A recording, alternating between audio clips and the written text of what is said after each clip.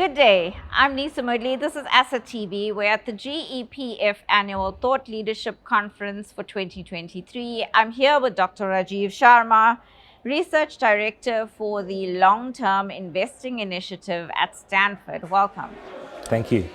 So you have written a book on reframing finance, and you have been talking in your keynote address about how to reframe initiatives around long-term investing. Can you unpack two of the key takeaways for us? Absolutely. So there are numerous investment models that have evolved over the last 2 decades, namely the Norway model, the Canadian model, the endowment model.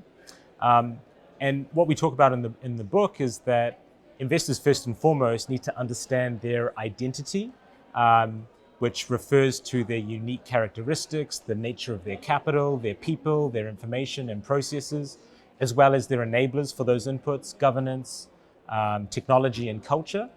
And once they understand that, then they can adopt these different models. In the book specifically, we put forward a new model called the collaborative model, which is all about how long-term investor capital can be channeled more efficiently into long-term assets like infrastructure, real estate, private equity, that do require that long-term perspective, but doing it in a way that's a lot more aligned than perhaps what they might have done in the past. And the basis for that is to form innovative new partnerships with other peer investors, as well as re-engaging with those intermediaries that they might need to in order to access those opportunities. Perfect. And how has that changed? So you published the book in 2017. Have you seen developments in the investment landscape to support your theory and your model? Yeah, absolutely. The adoption of the collaborative model has been quite widespread.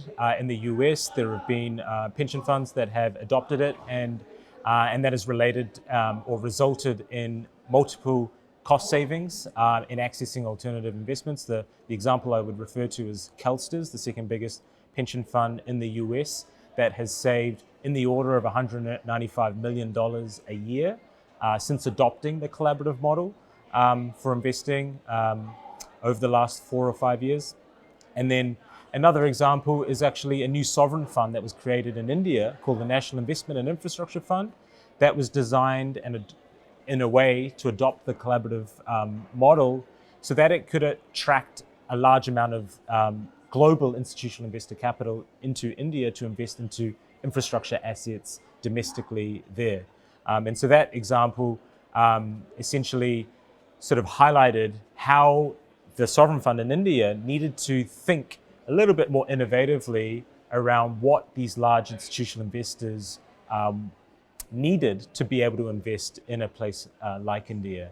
And through the adoption of the model, the entity was able to raise a significant amount of money that essentially established itself as the largest infrastructure investment vehicle in the country. That's a massive saving. So would you say that part of the reframing finance thought leadership is that you're cutting out some of the bloat in the system and also thinking out of the box? Absolutely, that's exactly it. It's about innovation and thinking differently about accessing these alternative investments specifically.